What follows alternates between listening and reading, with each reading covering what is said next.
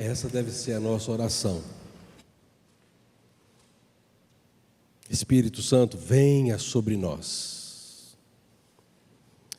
Que possamos nessa manhã estarmos sensíveis à voz do Senhor por meio do seu doce e poderoso Espírito Santo. Abra a sua Bíblia comigo, na carta de Paulo aos Efésios, no capítulo 4. Nós faremos a leitura do verso 13 ao verso 16, depois do verso 25 a 29, e o capítulo 5, verso 1. Carta de Paulo aos Efésios, capítulo 4, acompanhe comigo a partir do verso 13. O tema dessa manhã, seguindo a verdade, cresçamos em amor. Assim nos diz a palavra do Senhor, até que todos cheguemos à unidade da fé e do pleno conhecimento do Filho de Deus, a perfeita varonilidade, à medida da estatura da plenitude de Cristo, para que não mais sejamos como meninos agitados de um lado para o outro e levados ao redor por todo o vento de doutrina, pela artimanha dos homens, pela astúcia com que induzem ao erro, mas seguindo a verdade em amor, cresçamos em tudo naquele que é a cabeça, Cristo, de quem todo o corpo bem ajustado e consolidado pelo auxílio de toda junta, segundo a justa cooperação de cada parte, efetua o seu próprio aumento para a edificação de si mesmo em amor. Por isso, deixando a mentira, fale cada um a verdade com o seu próximo, porque somos membros uns dos outros. Irai-vos e não pequeis, não se ponha o sol sobre a vossa ira, nem deis lugar ao diabo. Aquele que furtava, não furte mais, antes trabalhe fazendo com as próprias mãos o que é bom, para que tenha com que acudir ao necessitado. Não saia da vossa boca nenhuma palavra torpe, e sim unicamente a que for boa para a edificação, conforme a necessidade, e assim transmita graça aos que ouvem. Vamos juntos, capítulo 5, verso 1. Portanto, sejam imitadores de Deus, como filhos. Portanto, sejam imitadores de Deus, como filhos amados. Senhor, fale ao nosso coração, retire de nós toda perturbação, toda agitação, pensamentos ou coisas que venham competir com a Tua glória, a Tua presença, e o foco que nós precisamos agora desempenhar em ouvirmos a voz do Senhor. Fala ao nosso coração. É a oração que nós fazemos em o nome de Cristo Jesus. Amém. Esse ano a nossa igreja escolheu um tema para que nós possamos caminhar, para que nós possamos refletir. Seguindo a verdade, cresçamos em amor. E este é um grande desafio que nós temos, porque o amor a Deus, o amor ao próximo, é um mandamento da parte de Deus que não traz sobre nós apenas a responsabilidade do nosso esvaziamento, do nosso eu, mas nos conduz a um caminho, a um processo de transformação, a um processo de edificação uns dos outros. E assim como nós falamos uns dos outros, falamos de um processo de transformação individual, mas também um processo de transformação coletiva, comunitária, como nós estamos aqui hoje, reunidos como família espiritual.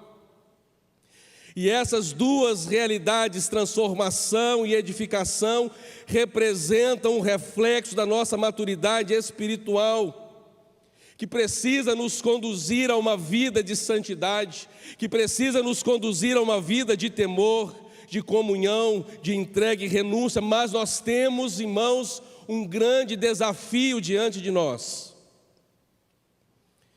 Porque nós vivemos em um tempo, nós vivemos em uma geração em que a superficialidade parece ser um padrão da nossa sociedade. E esse padrão prioriza o egoísmo. Esse padrão estabelecido prioriza os prazeres passageiros. Esse padrão prioriza a busca incessante pelo reconhecimento, a valorização do eu. E o eu tem se tornado o centro das nossas escolhas, das nossas ações, e a verdade tem sido relativizada. Esses são os dias que nós vivemos. E qual é o resultado que nós temos colhido? Divisões, inimizades, busca insensável por algo mais, nós queremos mais, nunca estamos satisfeitos, nunca estamos contentes com aquilo que temos, com aquilo que recebemos. Alma agitada, alma perturbada, olhamos para a nossa vida, olhamos para as nossas conquistas e murmuramos, porque não reconhecemos aquilo que o Senhor já fez, aquilo que o Senhor já proporcionou, a ação de Deus sobre a nossa vida. Os relacionamentos se tornaram frágeis, permeados pela mentira, pela hipocrisia, frieza espiritual, e os valores como amor, santidade, verdade vão ficando de lado e esquecidos. Mas a palavra de Deus nos oferece um caminho. Louvado seja o nome do Senhor, para que nós possamos voltar os nossos olhos, a nossa atenção em vigilância. Em Efésios capítulo 4, Paulo nos propõe o que eu chamo de uma revolução silenciosa. E o que seria essa revolução silenciosa?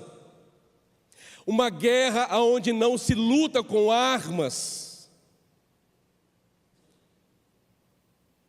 Uma guerra em que nós precisamos colocar apenas à disposição a verdade e o amor.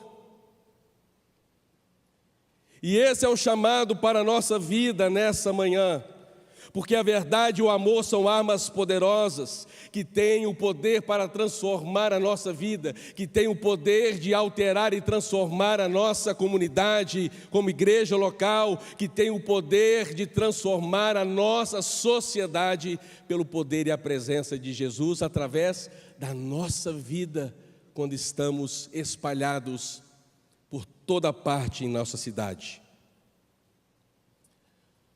O apóstolo Paulo, escrevendo essa carta à igreja de Éfeso, ele fala sobre a unidade, ele fala sobre a importância de pensarmos que agora, por meio da morte de Cristo, os gentios foram aproximados da cruz, portanto não existe mais separação, não existe mais a divisão. E no início do capítulo 4 ele diz assim, no verso 1, por isso eu, prisioneiro no Senhor, peço que vocês vivam de maneira digna da vocação que foram chamados, com toda humildade, mansidão, longanimidade, suportando uns aos outros em amor, fazendo tudo para perseverar a unidade do Espírito no vínculo da paz. E ele nos lembra a partir do verso 5, há um só Senhor, uma só fé, um só batismo, um só Deus e Pai de todos, o qual é sobre todos, age por meio de todos e está em todos.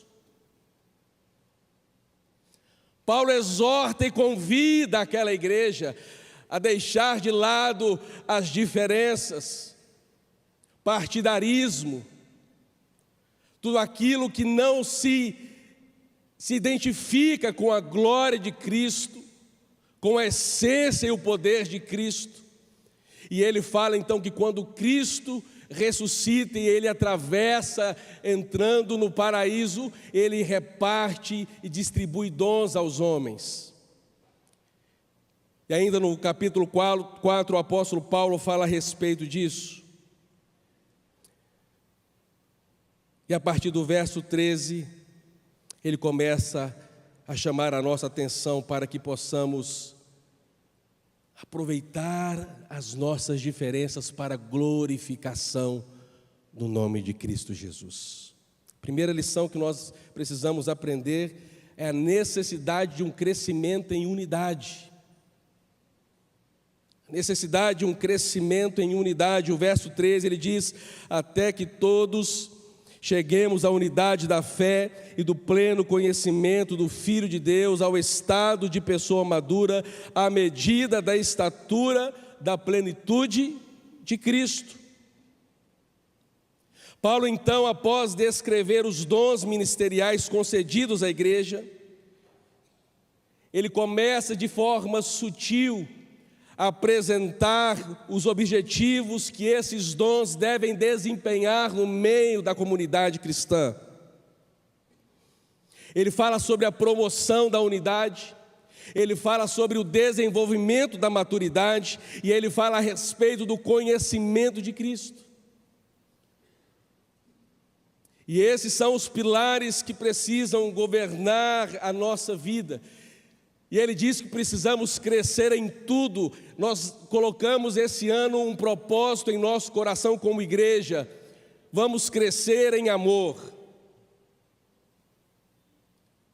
Mas antes de nós crescermos em amor, precisamos entender a base, a razão, o qual a palavra de Deus nos exorta por meio do apóstolo Paulo: unidade, maturidade, conhecimento de Cristo.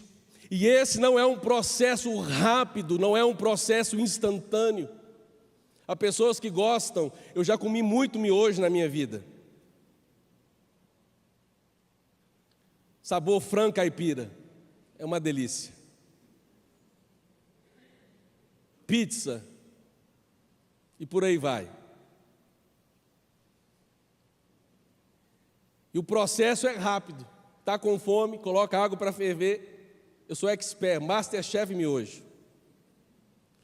E rapidinho o seu prato está preparado. Uma boa refeição, só não posso dizer que tem todos os nutrientes que eu e você precisamos para a nossa sobrevivência. Mas uma geração que quer as coisas de maneira rápida. Unidade precisa de um tempo de construção.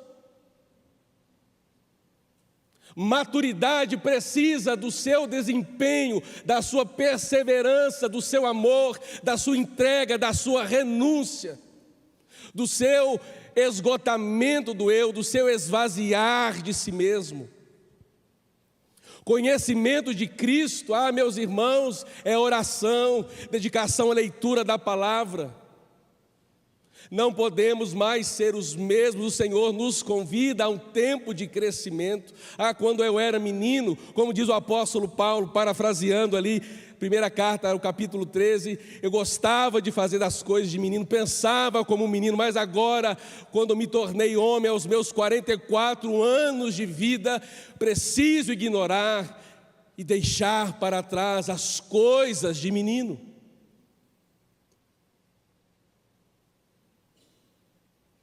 A única coisa que sobrou para quem conhece é o Shelby, que é o ministério. Mas falo sobre a imaturidade. Há coisas que Deus, como nosso Pai, deseja ter uma conversa conosco, como o Pai tem com o seu filho, olho no olho, dizendo: meu filho, chegou o tempo do crescimento. Há pessoas que não estão preparadas para essa conversa com Deus. Mas precisamos crescer. Você não pode se contentar em viver o ano de 2025 com as mesmas práticas do ano de 2024. carregando sobre a sua vida alguns pesos, alguns fardos do passado que impedem a você de ser a imagem, de refletir a glória e o caráter de Cristo.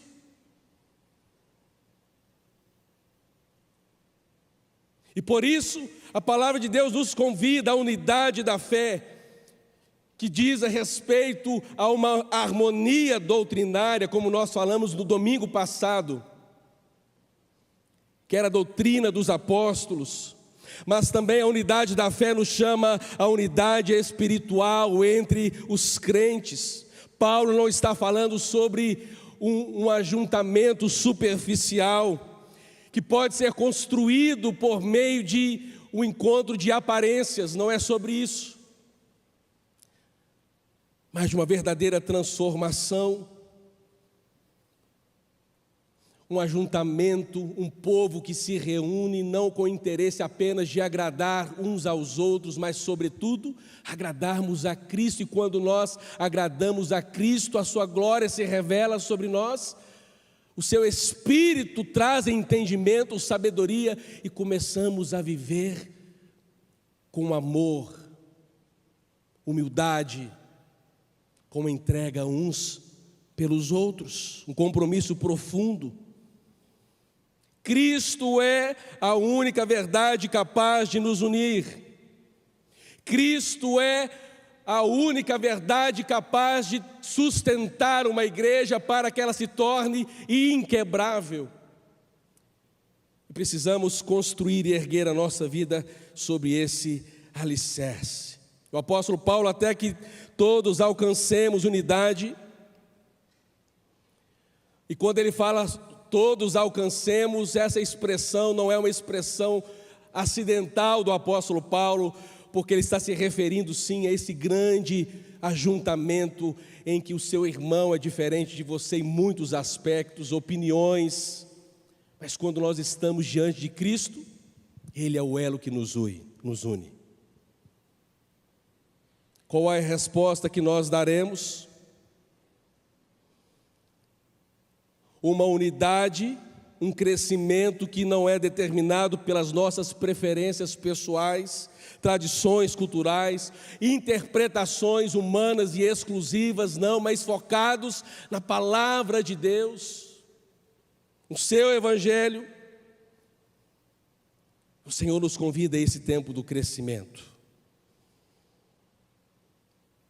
Como você tem contribuído para a unidade da sua igreja?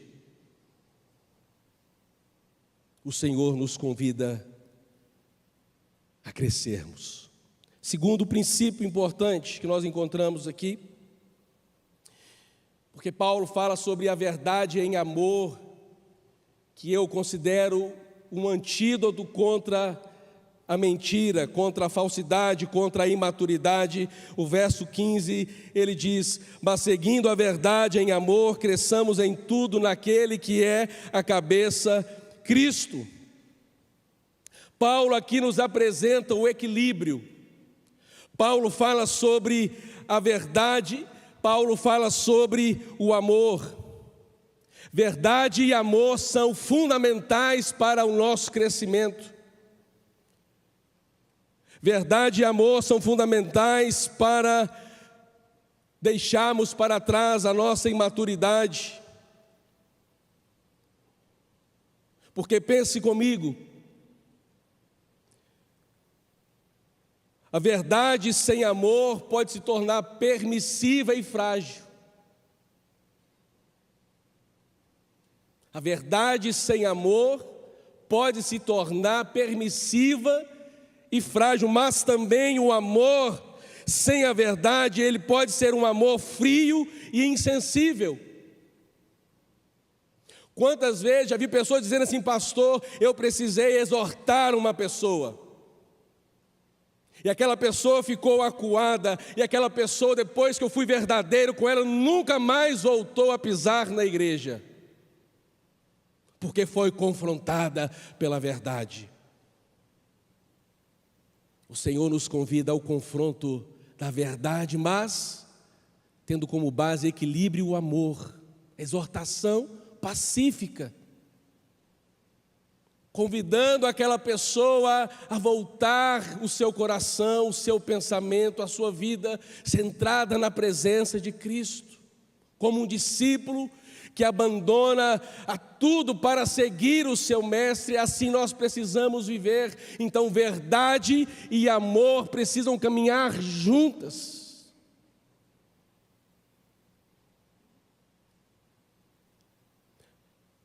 E nesse sentido é importante nós pensarmos, porque quando Paulo diz seguindo a verdade em amor, ele estabelece para nós uma régua, ele estabelece para nós um padrão que implica vivermos como Cristo.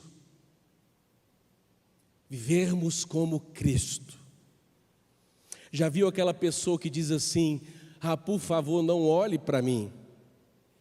Não me tenha como seu exemplo, porque eu sou ser humano, eu sou pecador.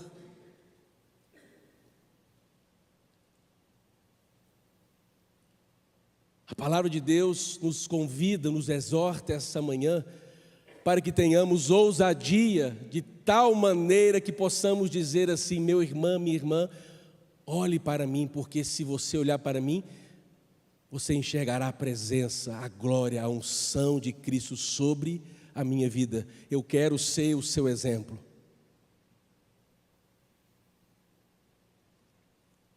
Há pessoas em nossa geração que estão precisando de referenciais. Aonde estão as mulheres de Deus? Aonde estão os homens de Deus? Aonde estão os rapazes, as moças nas universidades, nas escolas? Muitas vezes o que nós fazemos, nós estamos no meio da multidão, mas no meio da multidão sem atuarmos com a diferença. O Senhor nos convida essa manhã a agirmos com verdade, em amor, mas que Cristo seja a nossa fonte de graça, de vitória, de testemunho para o mundo. Um amor que não seja baseado em emoções, em que hoje eu digo para ele: irmão Arthur, eu amo o irmão, conte comigo porque o irmão precisar. Mas quando ele realmente necessitar da minha mão, da minha oração, eu não estarei presente em sua vida, porque quando eu disse ao irmão que eu o amava, foi uma palavra movida por uma emoção. E por isso nós vivemos uma geração em que o amor se tornou líquido, não sólido, em que ele se desfaz facilmente. Aonde estão os homens e mulheres de Deus que, se necessário for, morrerão em nome de Cristo? Aonde estão os homens e mulheres de Deus que, se necessário for, serão constrangidas no meio de amigos, de colegas ou desconhecidos, mas não irão desonrar o nome de Jesus, porque estão vivenciando a verdade, porque estão vivenciando o amor como a base da vida cristã?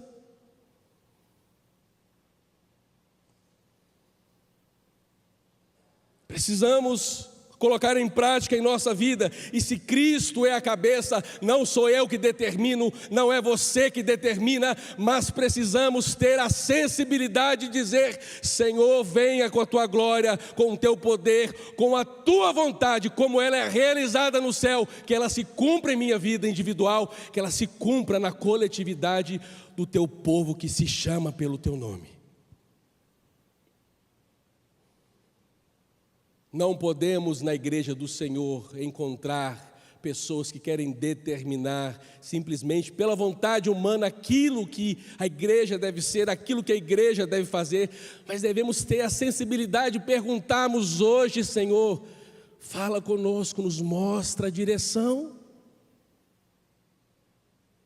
O Senhor nos trouxe até aqui, nos conduza no decorrer dos anos com o mesmo vigor, com a mesma fé, com a mesma propriedade na tua palavra. Santifica-nos pela verdade. E Paulo diz: cresçamos. A ideia de um crescimento orgânico, não forçado, alimentado pela comunhão e o Espírito Santo de Deus atuando em nosso meio. Isso nos encoraja, não é verdade, a não estagnarmos na nossa fé?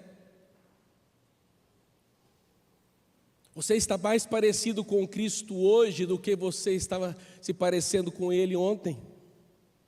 Esse é o nosso grande desafio.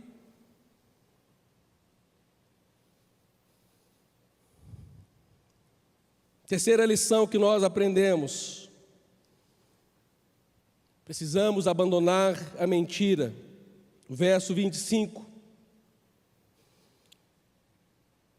Por isso, deixando a mentira, cada um fale a verdade com o seu próximo, porque somos membros do mesmo corpo. Mentiras e enganos não podem coexistir com o amor e unidade que caracterizam o corpo de Cristo. Porque quando a mentira é semeada no nosso meio, ela gera divisões. Desconfiança, ela enfraquece a nossa fé. Lembremos de Jacó quando ele enganou ao seu pai Isaque. Quando seu pai Isaque, acreditando que estava ao seu lado Esaú, mas Isaque estava sendo enganado. Qual foi o resultado daquela mentira, daquele engano? Jacó precisou fugir, porque o seu irmão Esaú queria matá-lo, consumido pela ira. Uma situação que se instaurou na família por uma mentira semeada. E quando ele sai da sua casa, ele precisou fugir por anos. Jacó, pela mentira semeada no contexto da família, ele precisou ser trabalhado por Deus, ele precisou ser provado por Deus. Quando ele lutou com o Senhor no Val de Jaboque, a caravana seguiu adiante e ele permaneceu lutando com aquele homem de Deus. E ele disse àquele homem de Deus: não te deixarei ir se não me abençoares. E houve uma luta naquela madrugada.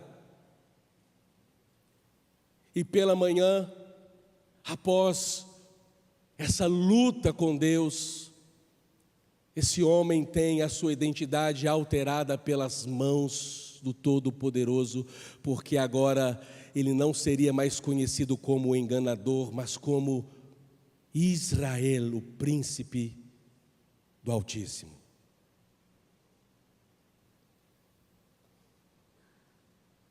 Como os pecados serão exterminados do nosso meio? Quando você decidir dizer: Senhor, eu quero travar a minha batalha contigo. Sabe como Jacó saiu da presença de Deus? Mancando.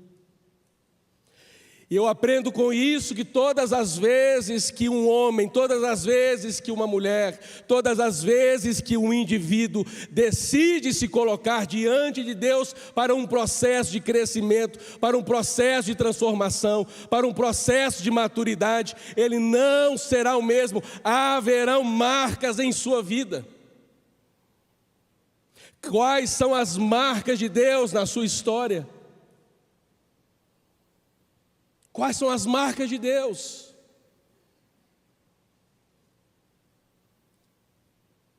Me recordo de uma história em que uma menina era hostilizada, era zombada, sofria bullying na escola, porque ela tinha uma cicatriz muito grande em seu rosto. E todas as vezes que chegava na escola, os seus colegas zombavam dela.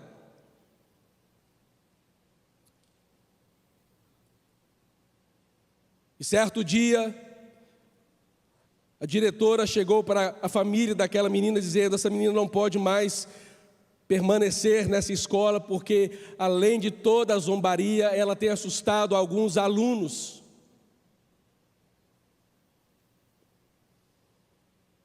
E aquela menina volta para sua casa frustrada. Ela volta frustrada. E um belo dia,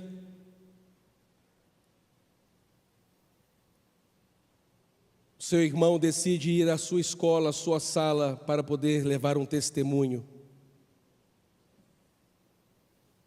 dizendo: enquanto vocês estão assustados com a cicatriz, eu não me assombro, porque essas cicatrizes são marcas de amor. Porque quando eu era menorzinho, a nossa casa foi consumida pelo fogo, e a minha irmã, sem saber o que fazer, eu era apenas um bebezinho, ela entrou no quarto, sem condições, me pegou nos seus braços, me arrastando para fora. O que eu carrego não são marcas de terror, são marcas de um profundo amor por mim. Quais são as marcas que você carrega em sua vida? A mentira é um veneno para a nossa comunhão. A palavra de Deus, quando o apóstolo Paulo usa a expressão abandonem, ele fala sobre removermos uma roupa suja, uma roupa que não convém, e colocarmos e nos revestirmos de uma nova roupa, de uma nova vestimenta que nos mostra e nos prepara para esse encontro glorioso com o Senhor, roupas brancas, de santidade, de pureza. Mas uma mentira não apenas na expressão verbal, porque quando o apóstolo Paulo também fala sobre o abandono da mentira, ele está trazendo a ideia de nós desprezarmos e ignorarmos todo e qualquer tipo de hipocrisia. Os famosos fariseus que estão espalhados em nosso meio, aparência de adoração, aparência de santidade, mas no íntimo a podridão, escureza espiritual.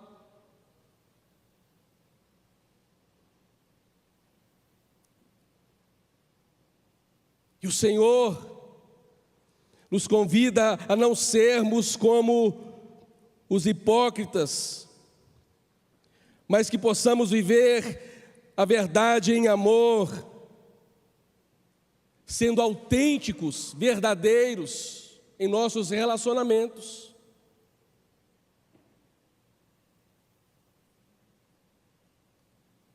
No que depender de mim,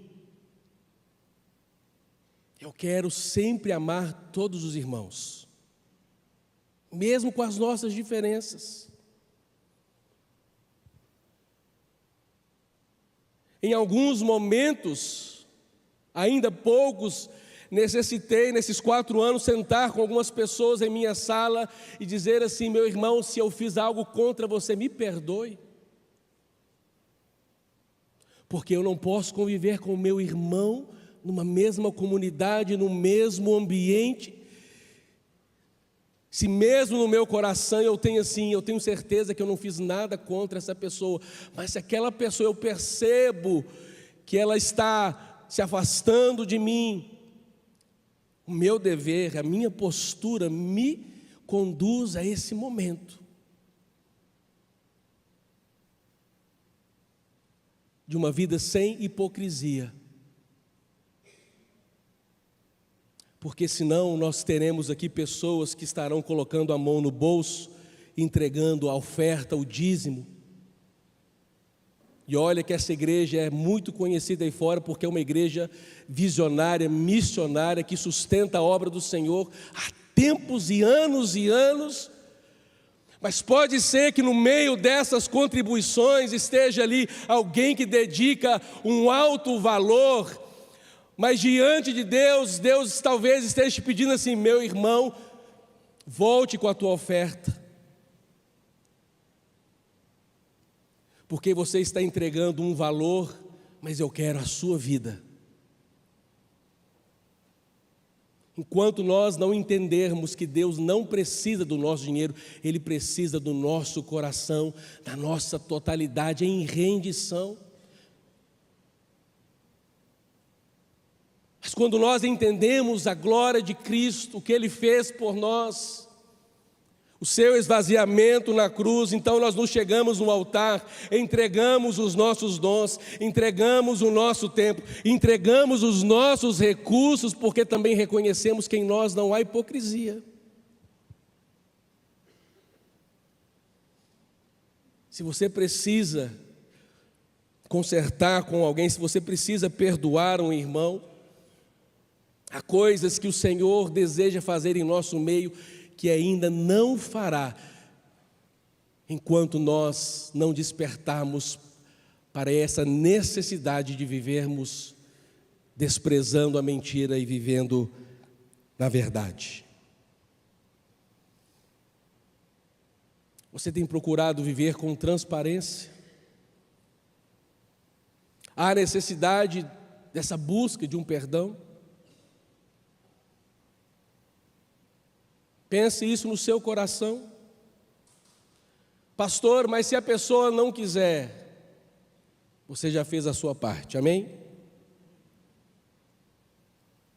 Deixe que a partir desse momento é o Senhor que irá lidar com ela. Mas eu e você não seremos cobrados. A palavra de Deus nos exorta dizendo: não devemos ser devedores a não ser o amor. Pensemos sobre isso. E para finalizarmos, o capítulo 5, verso 1. Portanto, sejam imitadores de Deus como filhos amados. Eu quero apenas extrair nessa conclusão um único raciocínio do apóstolo Paulo no verso 1 do capítulo 5. Porque ele diz que nós somos filhos amados. Nós somos filhos amados. E essa expressão, filhos amados,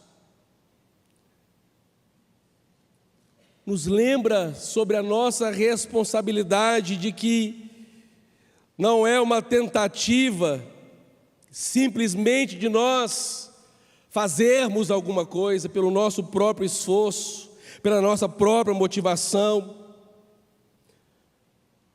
para alcançarmos o amor de Deus. Mas quando Paulo fala sobre vocês são filhos amados, é para dizer o seguinte: a vida que vocês precisam levar precisa ser uma resposta ao amor que já foi doado, ao amor que já foi entregue. Porque Deus amou o mundo de tal forma que deu, que entregou o seu Filho único, para que todo aquele que nele crer não pereça, mas tenha a vida eterna. E o Senhor nesta manhã nos recorda, nos lembra, nos traz à memória que eu e você, se você é nascido do alto, eu e você somos filhos amados de Deus. Que tal vivermos para a glória de Deus? Que tal vivemos para a glória de Cristo, não apenas porque nós queremos alguma coisa em troca, como um filho que se aproxima do seu pai ou da sua mãe só para receber, e quando se aproxima e faz um elogio: mamãe, eu te amo, a mãe diz: o que você está querendo? Porque sabe que essa não é a atitude natural do filho. Mas ao nos aproximarmos de Deus, de Cristo, Ele saberá: esse meu filho, ele está constantemente comigo.